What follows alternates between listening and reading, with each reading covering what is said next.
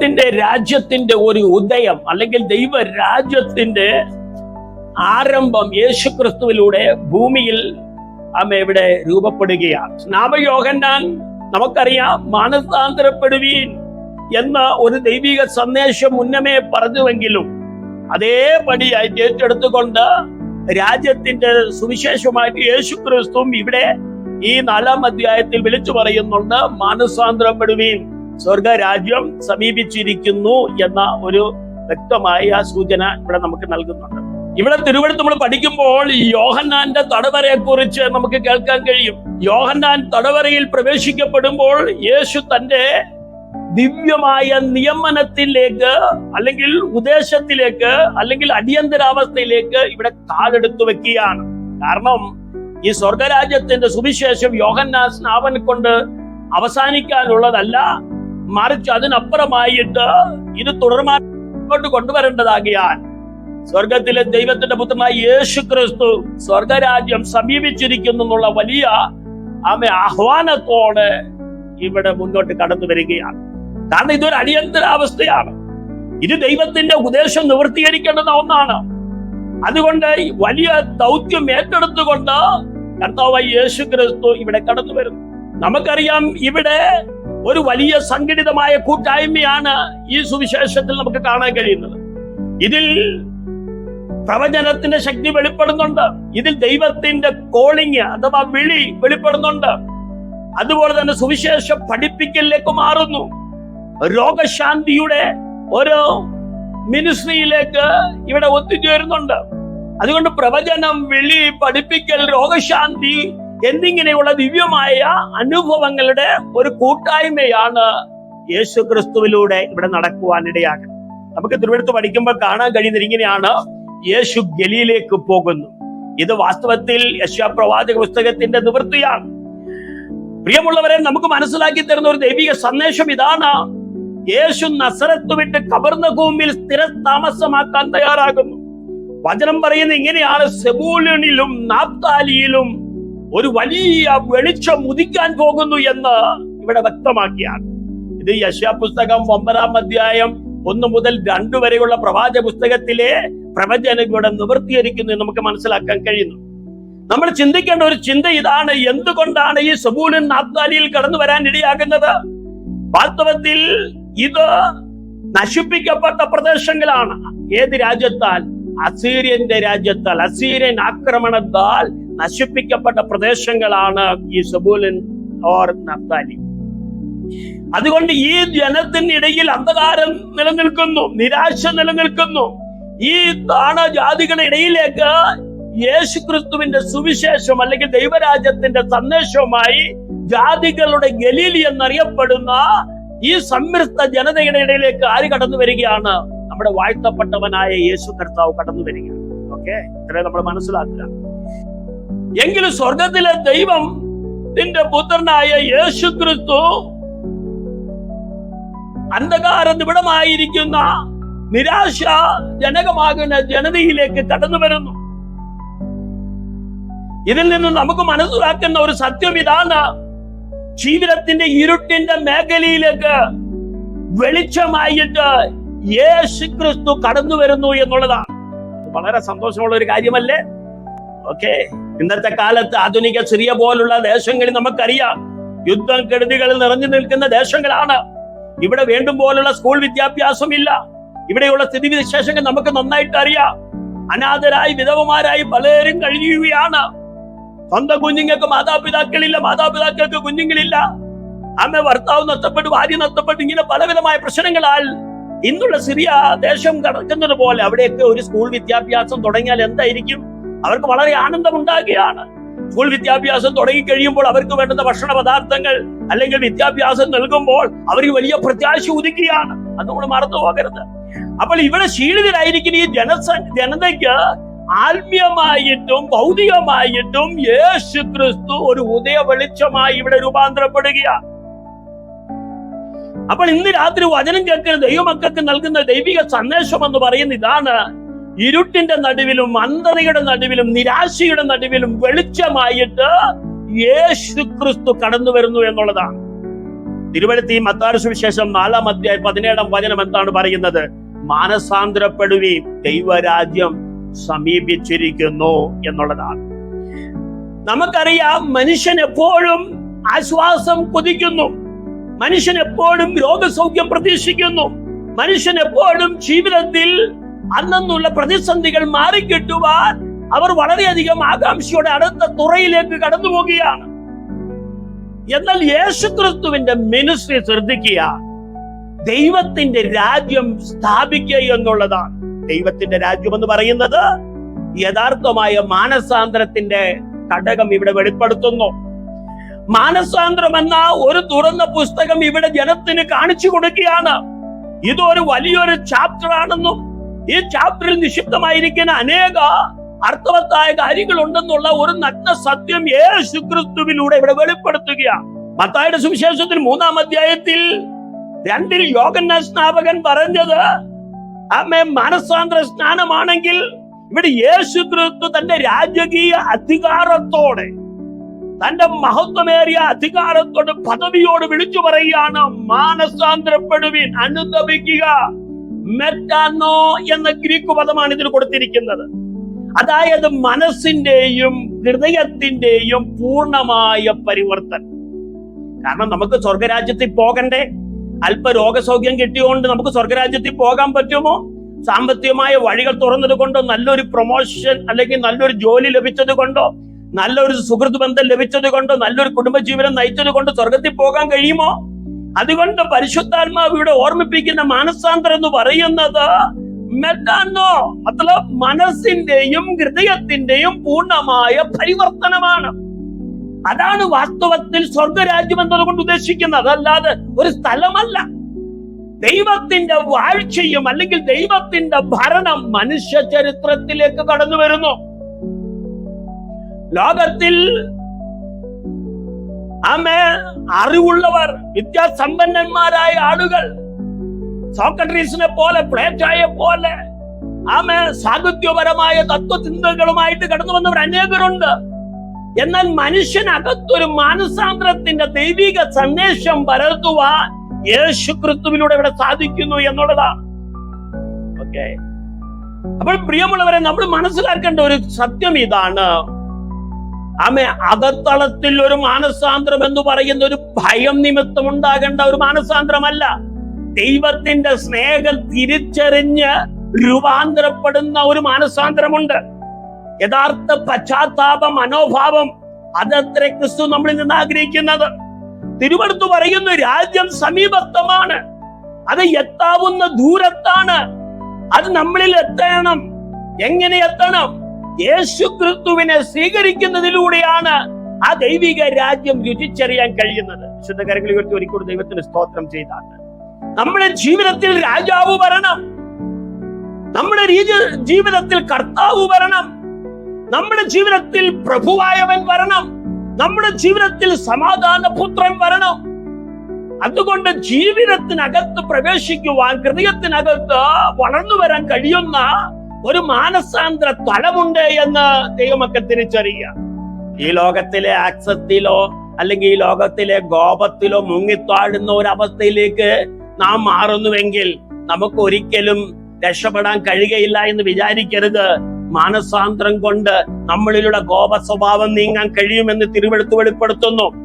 ഏതുവിധേന ആസക്തിയിലായിക്കോട്ടെ മനുഷ്യൻ ആ ആസക്തിയിൽ നിന്ന് പൂർണ്ണമായി സ്വതന്ത്രനാക്കുവാൻ ദൈവത്തിന്റെ വചനത്താൽ കഴിയും. പ്രിയമുള്ളവരെ, തിരിച്ചറിയ യേശുവിങ്കിലേക്ക് തിരിയുക എന്നതുകൊണ്ട് എന്താണ് അർത്ഥമാക്കുന്നത്? നാം ഒരു പുതിയ ശക്തി പ്രാപിക്കുന്നു എന്നുള്ളതാണ്, ഒരു പുതിയ രാജ്യം കണ്ടെത്തുന്നു എന്നുള്ളതാണ്, ഒരു പുതിയ വെളിപ്പാടിലേക്ക് നാം കടന്നു വരുന്നു എന്നുള്ളതാണ്. നമ്മൾ ഇതുവരെയും അനുഭവിച്ചിട്ടില്ലാത്തതും മനസ്സിലാക്കിയിട്ടില്ലാത്തതുമായ ഒരു വലിയ രാജ്യത്തിലേക്ക് പ്രവേശിക്കുകയാണ് യേശുക്രിസ്തുവിങ്കിലേക്ക് തിരിയുക എന്നതുകൊണ്ട് മനസ്സിലാക്കുന്നത്. ഇവിടെ യേശുക്രിസ്തു തന്റെ ശിഷ്യന്മാരോട് പറയും, തന്റെ ജനത്തോട് പറയുന്നു, എന്നെ അനുഗമിക്ക. ഹലോ, എന്താ പറയുന്നത്? എന്നെ അനുഗമിക്ക, ഞാൻ നിങ്ങളെ മനുഷ്യരെ പിടിക്കുന്നവരാക്കാം.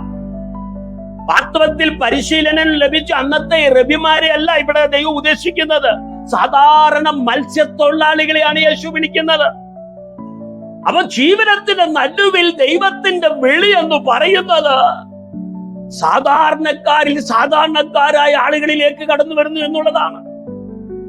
നമുക്കറിയാം, പഴയ നിയമ പുസ്തകത്തിൽ 1 രാജാക്കന്മാരുടെ പുസ്തകം 19-ാം അധ്യായം 19 മുതൽ 21 വരെയുള്ള വചനങ്ങൾ വായിക്കുന്നവർക്കറിയാം. അവിടെ ഏലിയാവ് എന്ന് പറയുന്ന ദൈവിക മനുഷ്യനെ എലീശ പിന്തുടരുന്ന സത്യം നമുക്കറിയാം. എന്താണ് അവിടെ സംഭവിച്ചിരിക്കുന്ന സംഭവവികാസം? എലീശ തന്റെ കാളകളെ ഒക്കെ ഉപേക്ഷിച്ച് ഏലിയാവിനെ അനുഗമിക്കുന്ന ഒരു വലിയ ചിത്രമാണ് അവിടെ കാണുന്നത്. ഞാൻ ഏലിയാവിനെ കണ്ടെത്തി എന്ന് പറഞ്ഞു കഴിഞ്ഞാൽ, അന്നത്തെ കാലഘട്ടത്തിൽ ഏലിയാവ് ദൈവത്തിന്റെ മനുഷ്യനാണ്, ദൈവിക അഭിഷേകത്തിൽ നിൽക്കുന്ന മനുഷ്യനാണ്.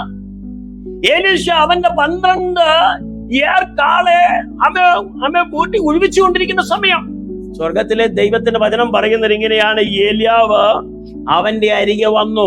ആരുടെ അരികെ? എലീശയുടെ അരികെ വന്നു. എന്നിട്ട് എന്താ ചെയ്ത്? അവനിൽ ഏലിയാവിലുള്ള പുതപ്പ് എലീശയുടെ മേലിടാനിടയായി. പ്രിയമുള്ളവരെ ശ്രദ്ധിക്കുക, ആ പുതപ്പ് വീണ് കഴിഞ്ഞപ്പോൾ എലീശ തന്നിലുള്ള ബിസിനസ് വിട്ടുകളഞ്ഞ്, അതായത് കാളയും അതിനുള്ള പ്രവൃത്തികളെല്ലാം വിട്ട് ഏലിയാവിന്റെ പിന്നാലെ ഓടി. തിരുവെടുത്ത് പഠിക്കുന്നത് ഇങ്ങനെയാണ്: എലീശ ഏലിയാവിനോട് പറയും, ഞാൻ എന്റെ അപ്പനെ അമ്മയെ ഒന്ന് ചുംബിച്ചു കൊള്ളട്ടെ. ഏലിയാവ് പറയുന്നു, ഓക്കെ, നീ ചുംബിച്ചിട്ട് വേഗത്തിൽ വരിക. അവിടെ തിരുവെടുത്ത് പറയുന്നത് ഇങ്ങനെയാണ്: ഒരു കാളയെ പിടിച്ച് അറുത്ത് കാളയുടെ മരക്കോപ്പ് കൊണ്ട് മാംസം പാകം ചെയ്തിട്ട് ജനത്തിനൊക്കെ സന്തോഷത്തോട് ഭക്ഷണം ഷെയർ ചെയ്ത ശേഷം അവരെല്ലാം തിന്നു തൃപ്തരായി. എന്നിട്ട് തിരുവെടുത്ത് പറയുന്നത് ഇങ്ങനെയാണ്: എന്നേക്കുമായി എലീശ ഏലിയാവിന്റെ പിന്നാലെ അവന്റെ ഒരു ശുശ്രൂഷകനായി മാറി. അപ്പൊ ഇവിടെ മത്സ്യത്തൊഴിലാളികളായ സാധാരണക്കാരായ ആളുകൾ യേശു ഒരൊറ്റ വാക്കാണ് ഇങ്ങനെ പറയുന്നത്: എന്റെ പിന്നാലെ വരിക, ഞാൻ നിങ്ങളെ മനുഷ്യരെ പിടിക്കുന്നവരാക്കാം എന്ന് പറഞ്ഞു കഴിഞ്ഞാൽ അവരെ ഇപ്പോഴുള്ള അവസ്ഥയെല്ലാം ഒന്ന് വിട്ടിട്ട് യഥാർത്ഥമായ മറ്റൊരു അവസ്ഥയിലേക്ക് അവരെ തിരിച്ചു കൊണ്ടുവരുന്നു. അത് ദൈവരാജ്യത്തിന്റെ ഉദ്ദേശങ്ങളാക്കി ദൈവരാജ്യത്തിന്റെ പ്രവർത്തികളിലേക്ക് ആരെ നയിക്കുകയാണ്? ഇവിടെ മത്സ്യത്തൊഴിലാളികളെ മാറ്റുകയാണ്. ഇന്ന് രാത്രി വചനം കേൾക്കുന്ന പ്രിയമുള്ളവരെ, ദൈവം നമ്മുടെ ജീവിതത്തിൽ ഇടപെട്ട് കഴിഞ്ഞാൽ ഹല്ലേലൂയ, നമ്മുടെ സ്ഥിതികൾക്കെല്ലാം മാറ്റം വരുത്തി നമ്മളെ ഒരു പുതിയ ദൗത്യത്തിലേക്ക് കൊണ്ടുവരുമെന്നുള്ള ഒരു അർത്ഥമല്ലയോ ഇവിടെ നമ്മളെ ഗ്രഹിപ്പിക്കുന്നത്? ഈ വചന പഠനം നമ്മൾ പഠിക്കുമ്പോൾ കാണാൻ കഴിയുന്ന, ഇവിടെ യേശു പഠിപ്പിക്കുന്ന ഒരു രീതി തെരഞ്ഞെടുക്കുന്നു, യേശു പ്രസംഗിക്കുന്ന ഒരു രീതി തെരഞ്ഞെടുക്കുന്നു, യേശു രോഗശാന്തിയിലേക്ക് മാറുന്ന ഒരു രീതി തെരഞ്ഞെടുക്കുന്നു. അത് വ്യക്തമായിട്ട് ഇതിൽ നിന്ന് നമുക്ക് മനസ്സിലാക്കാൻ കഴിയും. തിരുവെടുത്ത് പഠിക്കുമ്പോൾ നമുക്ക് ഓർമ്മിപ്പിക്കുന്ന ഒരു സത്യമാ ഇതാണ്: സുവിശേഷം എന്നത് കേൾക്കുക മാത്രമല്ല, നമ്മുടെ ജീവിതത്തിന്റെ യാഥാർത്ഥ്യങ്ങളിലേക്ക് കടന്നു വരികയും നമ്മുടെ വേദനകളെ, നമ്മുടെ പ്രയാസങ്ങളെ ഒപ്പിയെടുക്കുകയും നമ്മളെ ഒരു പുതിയ തലത്തിലേക്ക്, ഒരു പുതിയ ദൗത്യത്തിലേക്ക് യേശു കർത്താവ് മാറ്റുന്നു എന്ന് ഈ തിരുവെടുത്ത് നമ്മളെ ഓർമ്മിപ്പിക്കുകയാണ്. അതായത് നമ്മുടെ ശരീരത്തെയും നമ്മുടെ വികാരങ്ങളെയും നമ്മുടെ വിശ്വാസ തലങ്ങളിലേക്കും ആര് കടന്നു വരുന്നു? യേശു ക്രിസ്തു കടന്നു വരുന്നു, ദൈവരാജ്യം കടന്നു വരുന്നു. അത് നമ്മൾ തിരിച്ചറിയണം. ഇവിടെ ശരീരത്തിന്റെ സൗഖ്യത്തിന് മാത്രമല്ല ദൈവം പ്രവർത്തിക്കുന്നത്, നമ്മുടെ ഹൃദയത്തിന്റെയും അതുപോലെ തന്നെ നമ്മുടെ പ്രത്യാശയുടെയും അനുഭവത്തിലേക്ക് ദൈവം പ്രവർത്തിക്കുന്നു. വിശുദ്ധ കാര്യങ്ങളെ ദൈവത്തിന് സ്തോത്രം ചെയ്താണ്. ഗലീലി, ദെക്കപ്പൊലി, യെരുശലേം, യഹൂദ്യ, യോർദാൻ എന്നിങ്ങനെയുള്ള സ്ഥലങ്ങളിലേക്ക് യേശു കർത്താവ് തന്റെ പ്രവൃത്തി ആരംഭിക്കുക. ഒരുപാട് ആളുകളാണ് ആരെ അനുഗമിക്കുന്നത്? യേശു ക്രിസ്തുവിനെ അനുഗമിക്കുന്നത്. ഇവിടെ നമുക്കൊരു സത്യം വിളിച്ചു പറയുന്നത് ഇങ്ങനെയാണ്: ദൈവം ഒരു മതസ്ഥാപകനല്ല, യേശു ക്രിസ്തു ഒരു മതസ്ഥാപകനല്ല. അവൻ പ്രമാണികൾക്ക് വേണ്ടി വരുന്നവനല്ല, അവൻ സാധാരണക്കാരിലേക്ക് വരുന്നു എന്നുള്ള ചിത്രം വെളിപ്പെടുത്തുന്നു. അതുകൊണ്ട് ദൈവരാജ്യത്തിന്റെ യഥാർത്ഥ കാന്തം എന്ന് പറയുന്നത് ആരാണ്? യേശു തന്നെയാണ്. യേശു അത്ഭുതങ്ങൾ മാത്രമല്ല ചെയ്തു വരുന്നത്, യേശു ക്രിസ്തു ഓരോ വ്യക്തിയുടെയും വ്യക്തിത്വത്തെ തിരിച്ചറിയുന്നു. ആ വ്യക്തിത്വത്തിലേക്ക് യേശു കടന്നു വരുന്നു.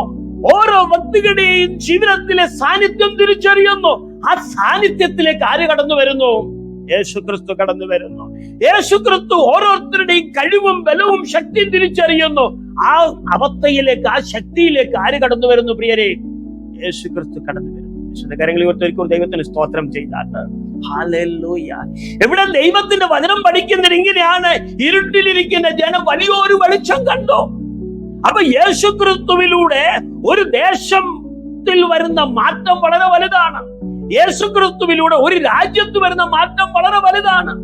അവിടെയുള്ള ആളുകളെ ദൈവത്തിങ്കിലേക്ക് തിരിയുന്നു എന്ന് പറയുമ്പോൾ അവരുടെ സ്വഭാവത്തിന് മാറ്റമുണ്ടാകുന്നു, അവരുടെ വിദ്യാഭ്യാസ ശൈലികൾക്ക് മാറ്റമുണ്ടാകുന്നു, അവരുടെ വസ്ത്രധാരണകൾക്ക് മാറ്റമുണ്ടാകുന്നു, അവരുടെ ജീവിതത്തിന്റെ എല്ലാ നിലവാരങ്ങൾക്കും മാറ്റമുണ്ടായി ഒരു പുതിയ നവചൈതന്യം, ഒരു പുതിയ രൂപാന്തരം, ഒരു പുതിയ വ്യക്തിത്വം, ഒരു പുതിയ കാഴ്ചപ്പാട്, ഒരു പുതിയ അനുഭവത്തിലേക്ക് യേശുക്രിസ്തു നിമിത്തം അവിടെയുള്ള ആളുകൾ മാറുന്നു എന്നുള്ളത് ഈ തിരുവെഴുത്ത് പഠിക്കുമ്പോൾ നമുക്ക് മനസ്സിലാക്കാൻ കഴിയും. ഇന്ന് രാത്രി നമ്മുടെ ജീവിതത്തിൽ യേശു വന്നിട്ട് നമുക്ക് എന്തൊക്കെ മാറ്റം വന്നു? യേശുക്രിസ്തു നമ്മുടെ ജീവിതത്തിൽ വന്നിട്ട് നമ്മുടെ സ്വഭാവത്തിന് മാറ്റമുണ്ടായോ? നമ്മുടെ വസ്ത്രധാരണയ്ക്ക് മാറ്റമുണ്ടായോ? നമ്മുടെ സംസാര ശൈലിക്ക് മാറ്റമുണ്ടായോ? നമ്മുടെ അറിവുകൾക്ക് മാറ്റമുണ്ടായോ? നമ്മുടെ ചിന്തകൾക്ക് മാറ്റമുണ്ടായോ? നമ്മുടെ ജീവിതത്തിന്റെ എല്ലാ ശൈലികളെ ഒന്ന് അക്കമിട്ടൊന്ന് പരിശോധിച്ചു നോക്കൂ. ഈ എവിടെയൊക്കെ ദൈവത്തിന്റെ സാന്നിധ്യം കടന്നു ചെന്നു, എവിടെയൊക്കെ ദൈവത്തിന്റെ ശക്തി കടന്നു ചെന്നു, എവിടെയൊക്കെ രൂപാന്തരത്തിന്റെ അനുഭവം വെളിപ്പെട്ടു എന്ന് ഒന്ന് ശോധന ചെയ്യുന്നത് നന്നായിരിക്കും. ഓക്കെ, അപ്പൊ യേശുക്രിസ്തു ചെയ്യുന്ന ദൗത്യം എന്താണ്? ദൈവരാജ്യത്തിന്റെ ശുശ്രൂഷയാണ്.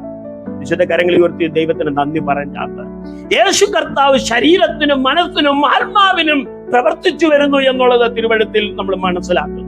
അതുകൊണ്ട് സ്വർഗരാജ്യം സമീപിച്ചിരിക്കുന്നു എന്നതുകൊണ്ട് എന്താണ് പ്രിയരെ അർത്ഥമാക്കേണ്ടത്? സ്വർഗരാജ്യം സമീപിച്ചിരിക്കുന്നു എന്ന് മനസ്സിലാക്കുമ്പോൾ അവിടെ ദൈവിക വിശ്വാസം വർദ്ധിച്ചു വരണം. സ്വർഗരാജ്യം സമീപിച്ചിരിക്കുന്നു എന്ന് പറയുമ്പോൾ അവിടെ ദൈവത്തിന്റെ കീഴടങ്ങൽ കാണണം. സ്വർഗരാജ്യം സമീപിച്ചിരിക്കുന്നു എന്ന് പറയുമ്പോൾ അവിടെ എന്താണ് വെളിപ്പെടേണ്ടത്? ശിഷ്യത്വം ആമേ സ്വീകരിക്കാൻ ഇടയാകണം. അപ്പൊ ദൈവരാജ്യത്തിന്റെ അതിപ്രധാനമായ ഘടകങ്ങൾ എന്ന് പറയുന്നത് ദൈവിക വിശ്വാസം മേൽക്കുമേൽ വർദ്ധിച്ചു വരിക, ദൈവത്തോടുള്ള കീഴടങ്ങൽ അനുദിനം ഉണ്ടാകുക, ദൈവിക ശിഷ്യനായിട്ട് നാം രൂപാന്തരപ്പെടണം, നാമും നമ്മുടെ കുടുംബവും ഒന്നടങ്ങുമെന്ന് ഈ തിരുവെഴുത്ത് വ്യക്തമാക്കിയ. ഓക്കെ, ഇത്ര പേർക്ക് ആമേൻ പറഞ്ഞ് ദൈവത്തിന് നന്ദി പറയാൻ കഴിയും. Hallelujah, praise the Lord. നമ്മളൊരു സാധാരണക്കാരനാണെന്നുള്ള ചിന്ത വരിക്കുമ്പോൾ തന്നെ നമ്മളിൽ വരേണ്ട രൂപാന്തരം ദൈവരാജ്യത്തിന്റെ രൂപാന്തരമാണ് എന്ന് പറഞ്ഞാൽ ദൈവത്തിന്റെ സ്വഭാവമാണ്, ദൈവത്തിന്റെ ശക്തിയാണ്, ദൈവിക വിശ്വാസമാണ്, ദൈവത്തിന്റെ അനുയായിയാണെന്നുള്ള ചിന്ത നമ്മളിൽ ഭരിക്കണം. നമ്മൾ മറ്റുള്ളവരെ പോലല്ല, ഈ ലോകത്തിലെ സാധാരണക്കാരായി അന്യജാതിക്കാരെ പോലല്ല, നാം ദൈവത്തിന്റെ മകനും മകളുമാണെന്നുള്ള ഒരു ഉത്തമ ബോധ്യം ഭരിക്കണം. നമ്മുടെ ജീവിതത്തിലെ ശൈലികളിലെല്ലാം അത് ശിഷ്യത്വം നിലനിൽക്കണം, ഡിസിപ്ലിൻ ഉണ്ടാകണം, വിവേചനം ഉണ്ടാകണം, ജ്ഞാനം ഉണ്ടാകണം. ഇതെല്ലാം ഈ ദൈവരാജ്യത്തിന്റെ ഘടകങ്ങളാണ് എന്നുള്ളത് നാം മറന്നു പോകണം. അങ്ങനെ ഇരുട്ടിലിരിക്കുന്ന ജനം വെളിച്ചം കണ്ടു, സെബൂലൂനിലും നഫ്താലിയിലും വെളിച്ചം കണ്ടു. ഇവിടെ വെളിച്ചം കാണാനുള്ള കാരണം എന്താണ്? ദൈവരാജ്യം അവരിലേക്ക് കടന്നു വന്നു എന്നുള്ളതാണ്. അവിടെയുള്ള ജനം മാനസാന്തരപ്പെടാൻ തയ്യാറായി. ഇന്ന് രാത്രി വചനം കേൾക്കുന്ന ദൈവമക്കളെ, നമ്മളിൽ ദൈവത്തിന്റെ പ്രവൃത്തി ആരംഭിച്ചു തുടങ്ങട്ടെ. ദൈവത്തിന്റെ എല്ലാ അനുഗ്രഹങ്ങളും നൽവരങ്ങളും ദൈവത്തിന്റെ സ്നേഹവും കരുതലുകളും നടത്തിപ്പുകളും എല്ലാം നമ്മളിൽ തുടർമാനമായി ഉണ്ടാകട്ടെ. അപ്പോൾ തന്നെ അതിനപ്പുറത്ത് ദൈവിക വിശ്വാസം വളരണം, ദൈവത്തോടുള്ള കീഴടങ്ങലും അനുസരണം വർദ്ധിച്ചു വരണം, ദൈവത്തോടുള്ള നമ്മുടെ സാമീപ്യവും തിരുസാന്നിധ്യവും മുറുകെ പിടിക്കണം. ജീവിതം നിസ്സാരമാക്കി തള്ളിക്കളയരുത്. ഇന്നല്ല നാളെ ഈ ലോകം വിട്ടു പോകേണ്ടവരാണ്. നമുക്കൊരു പുതിയ യുഗത്തിലേക്ക് പ്രവേശിക്കണം, ഒരു പുതിയ രാജ്യത്തിലേക്ക്. അതിന് ഇവിടെ തന്നെ പ്രാക്ടീസ് ചെയ്യണം. ദൈവരാജ്യം ഭൂമിയിൽ സ്ഥാപിതമായിരിക്കുന്നു, ദൈവരാജ്യം നമ്മുടെ സമീപത്തുണ്ട്, ദൈവരാജ്യം നമ്മുടെ ഉള്ളിലുണ്ട്. എന്ന് പറഞ്ഞാൽ രാജാവ് നമ്മുടെ ഉള്ളിലുണ്ട്. മാനസാന്തരപ്പെട്ടില്ലെങ്കിൽ നാം രാജാവിനെയാണ് തള്ളിക്കളയുന്നത്. ഓക്കെ, ഒരു പുതിയ ശബ്ദം ഇവിടെ തുടക്കം കുറിക്കുന്നു. ഒരു പുതിയ രാസ്ത അല്ലെങ്കിൽ പുതിയ വഴി ഇവിടെ വെളിപ്പെടുന്നു.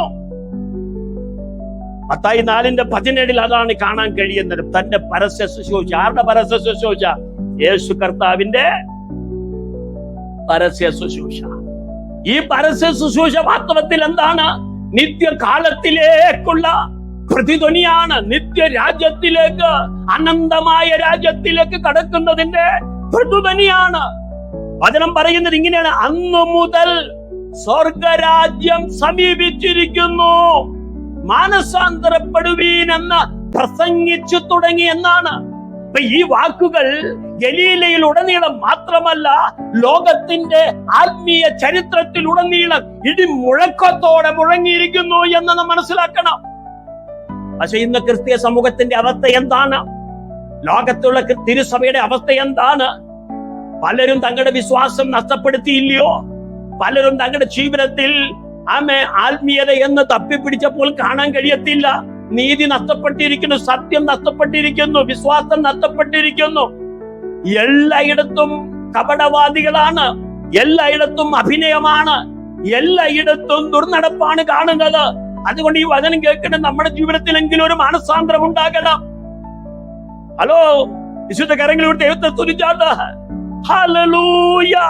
നാം രക്ഷിക്കപ്പെട്ടു, സ്നാനപ്പെട്ടു, അഭിഷേകം പ്രാപിച്ചു എന്നുള്ള ഒരു ലേബലിൽ ഒതുങ്ങിപ്പോകാതെ ഹൃദയത്തിനകത്ത് രൂപാന്തരം സംഭവിച്ചോ എന്ന് ഓരോ നിമിഷവും ശോധന ചെയ്യണം. ഇവിടെ സ്നാപയോഹന്നാന്റെ നിശബ്ദത നമുക്ക് ശ്രദ്ധിക്കാൻ കഴിയും. തനിക്ക് ദൈവരാജ്യത്തെ കുറിച്ച് പറയാൻ കഴിയാതെ വണ്ണം സ്നാപയോഹന്നാൻ എന്ത് ചെയ്യാണ്? തടവിലാക്കപ്പെടുകയാണ്. മത്തായി 4:12 അത് വ്യക്തമാക്കുന്നു. അപ്പൊ ഹൃദയങ്ങളെ മാനസാന്തരത്തിലേക്ക് തള്ളിവിട്ട സ്നാപയോഹന്നാന്റെ ശബ്ദം ഇവിടെ നിശബ്ദമാക്കപ്പെട്ടു. ഈ കൃത്യമായ നിമിഷത്തിലാണ് യേശു സംസാരിക്കാൻ തുടങ്ങുന്നത്. യോഹന്നാനെ മാറ്റി സ്ഥാപിക്കാനല്ല, മറിച്ച് അവന്റെ പ്രവചനം ഇവിടെ നിറവേറുകയാണ്. യോഹന്നാൻ എന്താണ് പറയുന്നത്? സ്നാപയോഹന്നാൻ, എന്റെ പിന്നാലെ ഒരുവൻ വരുന്നു, അവന്റെ ചെരുപ്പിന്റെ വാറഴിപ്പാൻ എനിക്ക് യോഗ്യതയില്ല എന്നൊക്കെ വിളിച്ചു പറഞ്ഞ സന്ദേശം മറന്നു പോകരുത്. അതുകൊണ്ട് മാനസാന്തരപ്പെടുവിനെന്ന് പറഞ്ഞ ആ പ്രവചനം ഇവിടെ യേശുക്രിസ്തുവിലൂടെ നിവർത്തീകരിക്കുകയാണ്. ഓക്കെ, അപ്പൊ ഗലീല എന്ന് പറയുന്നത് അന്ധകാരത്തിന്റെ ഒരു സ്ഥലമാണ്. അവിടെ താഴ്ന്ന ജാതികളുടെ സ്വാധീനമാണ് കാണുന്നത്. എന്നാൽ ആ താഴ്ന്ന ജാതിയിലേക്ക്, ഇരുട്ടിലിരിക്കുന്ന ആ ജനത്തിലേക്ക് വലിയൊരു വെളിച്ചമായി യേശു കടന്നു ചെല്ലുന്നു. ഈ രാത്രി വചനം കേൾക്കുന്ന സഹോദര സഹോദരി, തകർന്ന ഒരവസ്ഥയാണ് നിനക്കുള്ളത്. അവിടേക്ക് യേശു കടന്നു വരും. പക്ഷെ നമ്മൾ തെരഞ്ഞെടുക്കേണ്ടത് നമ്മുടെ തകർച്ചയോ എന്തായിരുന്നാലും, വേദനിപ്പിക്കുന്ന അനുഭവങ്ങൾ എന്തായിരുന്നാലും അതിനൊരു മാറ്റം ഉണ്ടാകുന്നതിനേക്കാൾ അപ്പുറത്ത് നമ്മുടെ മനസ്സിനകത്തൊരു മാറ്റം ഉണ്ടാകണം. നമ്മുടെ സ്വഭാവത്തിനൊരു രൂപാന്തരം ഉണ്ടാകണം. അതല്ലയോ ദൈവം നമ്മളെ കുറിച്ച് ആഗ്രഹിക്കുന്നത്? എത്ര പേർക്ക് സ്തോത്രം ചെയ്യാൻ കഴിയും? ഹല്ലേലൂയ. നമ്മളിൽ പലരും വെളിച്ചം കാണാൻ കൊതിക്കണം. ഈ ലോകത്തിലെ പ്രസിദ്ധിയോ വിജയമോ ഒന്നുമല്ല നമ്മൾ നേടേണ്ടത്. അതിനപ്പുറത്ത് ദൈവിക വെളിച്ചം, ദൈവത്തിന്റെ ശക്തി തിരിച്ചറിയണം. അപ്പൊ മെറ്റാനായോ എന്ന് പറയുന്ന ഗ്രീക്ക് പദത്തിന്റെ അർത്ഥം എന്ന് പറഞ്ഞു കഴിഞ്ഞാൽ നമ്മളിലുള്ള പാപത്തെ കുറിച്ചുള്ള ദുഃഖം മാത്രമല്ല പ്രിയരെ, നമ്മുടെ ചിന്ത, നമ്മുടെ മൂല്യങ്ങൾ, നമ്മുടെ വിശ്വസ്തത, ഇതിനകത്ത് വലിയ പരിവർത്തനം ഉണ്ടാകണമെന്നാണ്.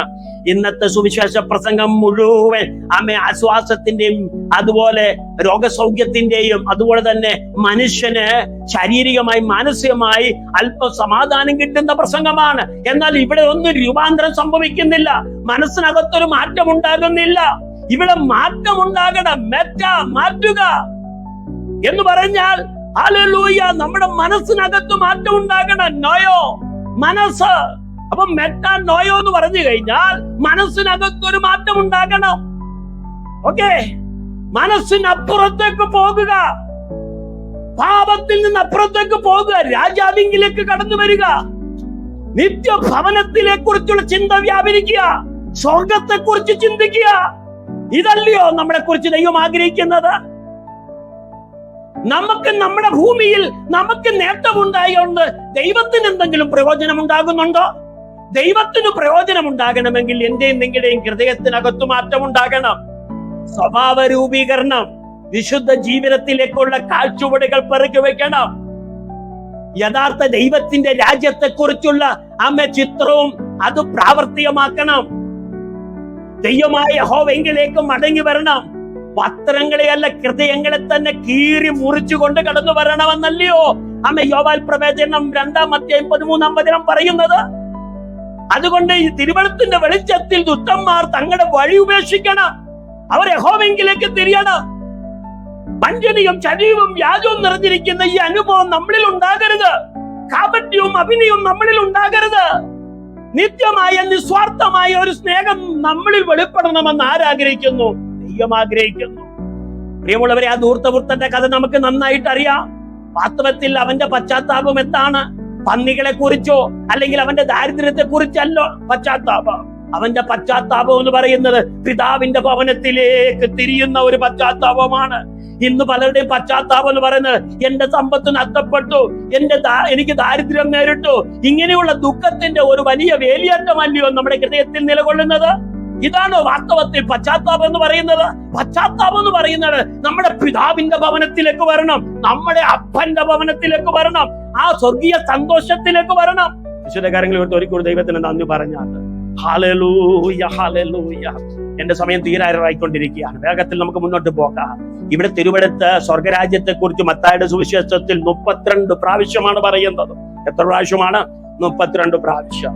ക്രിസ്തുവിലൂടെ ഭൂമിയിലേക്ക് കടന്നു ചെല്ലുന്ന ആ ദൈവിക വാഴ്ച, ക്രിസ്തുവിലൂടെ ഭൂമിയിലേക്ക് കടന്നു ചെല്ലുന്ന ആ ദൈവിക ഭരണമാണ് ഇവിടെ ദൈവം ആഗ്രഹിക്കുന്നത്. ഇന്ന് രാത്രി നമുക്ക് അതിന് കഴിയണം. ദൈവത്തിന്റെ രാജ്യം നമ്മുടെ സമീപത്താണ്, ദൈവത്തിന്റെ രാജ്യം നമ്മുടെ അടുത്താണ്. ഇതൊരു രാഷ്ട്രീയ ചിന്താഗതിയിൽ ഉണ്ടാകുന്ന വർത്തമാനമല്ല ഞാനിവിടെ സംസാരിക്കുന്നത്.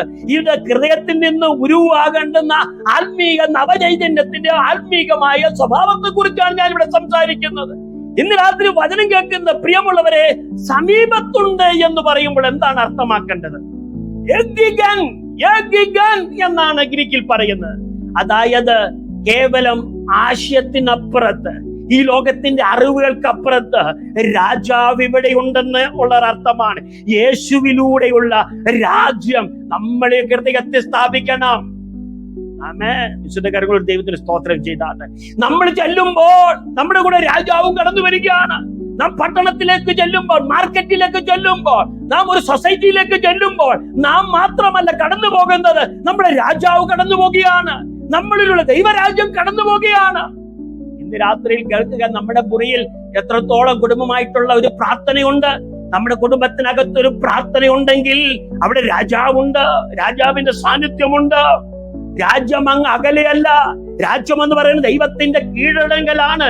കീഴടങ്കലിന്റെ ഒരു ഹൃദയമിടിപ്പ് എപ്പോഴും നമ്മളിൽ ഉണ്ടാകണം. ഹലോ, ഈശ്വര ദൈവത്തിന് സ്തോത്രം ചെയ്താത്ത. അതുകൊണ്ട് മാനസാന്തരം വളരെ ഇമ്പോർട്ടന്റ് ആണ്. ഇതൊരു മുന്നറിയിപ്പാണ്. ഇത് നമ്മളെ ദൈവത്തിന്റെ രാജ്യത്തിലേക്കുള്ള ക്ഷണമാണെന്നുള്ളത് നാം തിരിച്ചറിയണം. രാജ്യം വന്നിട്ടുണ്ടെങ്കിൽ അതിന്റെ അർത്ഥം എന്താണ്? സകല പ്രതിസന്ധികളെ അതിജീവിക്കാൻ കഴിയും എന്നുള്ളതാണ്. രാജ്യം വന്നിട്ടുണ്ടെങ്കിൽ അതിന്റെ അർത്ഥം എന്താണ്? വെല്ലുവിളിക്കുന്ന ഏതുവിധ പ്രതിസന്ധികളെ അതിജീവിക്കാൻ കഴിയുമെന്നുള്ളതാണ്. അതുകൊണ്ട് ദൈവത്തിന്റെ രാജ്യം വന്നു തുടങ്ങി.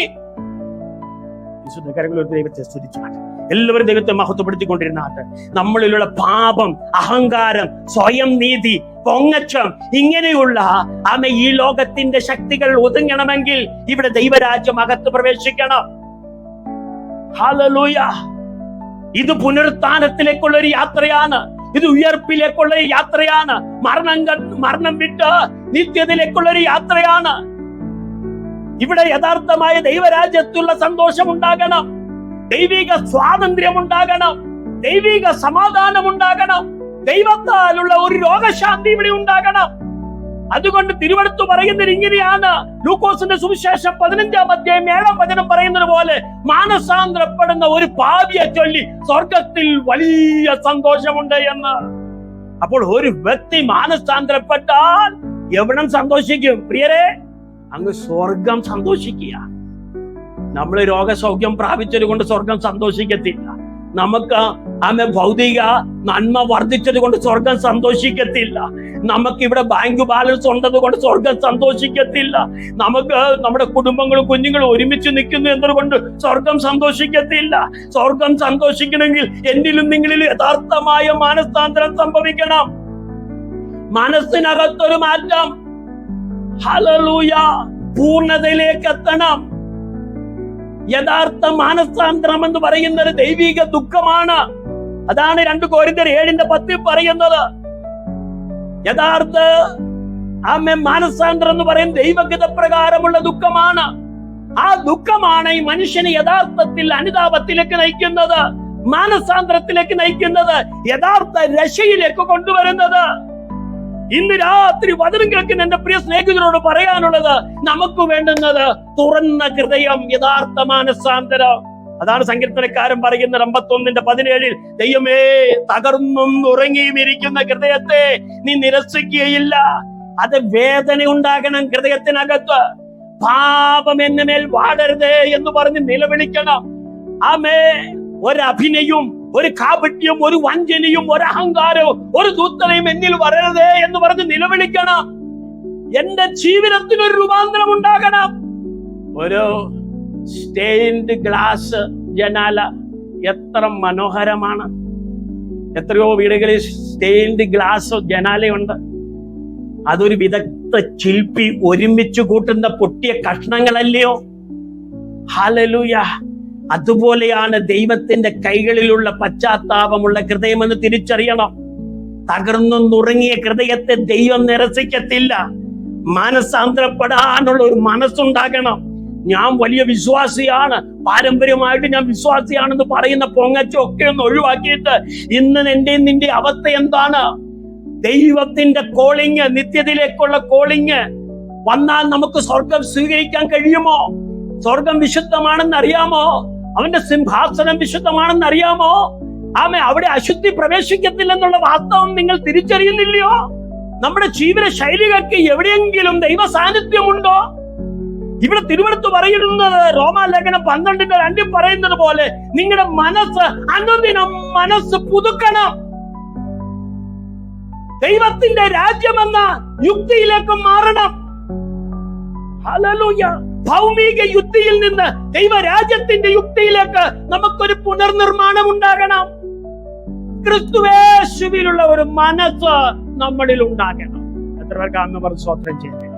എല്ലാവരും ഒന്ന് പ്രാർത്ഥിച്ചാൽ, കർത്താവേ, ഇന്ന് രാത്രിയിൽ ക്രിസ്തുവേശുള്ള മനസ്സ് എനിക്ക് ഉണ്ടാകണമേ. ദൈവിക ചിന്തകളാൽ എന്നെ നിറയ്ക്കണമേ. ദൈവിക സ്വഭാവത്താൽ എന്നെ നിറയ്ക്കണമേ. മാനസാന്തരത്തിന് യോഗ്യമായ ഒരു ഫലം എനിക്ക് ഉണ്ടാകണമേ. ആ വിശുദ്ധ ബൈബിളിൽ ആമെ ഓർമ്മിപ്പിക്കുന്ന സക്കായിയെ പോലെ ആമെ ഒരു മാനസാന്തരം എനിക്ക് ഉണ്ടാകണമേ. മോഷ്ടിച്ച പണമൊക്കെ തിരികെ നൽകി അനുദപിച്ച ഒരു സക്കായിയെ പോലെ. ഹല്ലേലൂയ. ദൈവത്തിങ്കിലേക്ക് തിരിയുന്ന ഒരു മാനസാന്തരം എനിക്ക് ഉണ്ടാകണമേ. വിശുദ്ധ ജീവിതത്തിനായി ഞാൻ എന്നെ തന്നെ സമർപ്പിക്കുന്നു.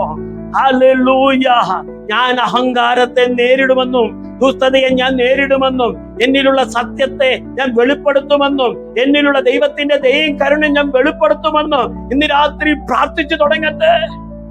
ഹലോ, വിശുദ്ധ കരങ്ങളെ ഉയർത്തി ദൈവത്തെ സ്തുതിച്ചാട്ടെ. ഹല്ലേലൂയ. കൃപ നമ്മുടെ ജീവിതത്തിൽ ദൈനംദിനമായി വർദ്ധിച്ചു വരേണ്ടതാണ്. കൃപയുടെ ദൈനംദിന താളം എപ്പോഴും ഒരുപോലെ ആയിരിക്കണം.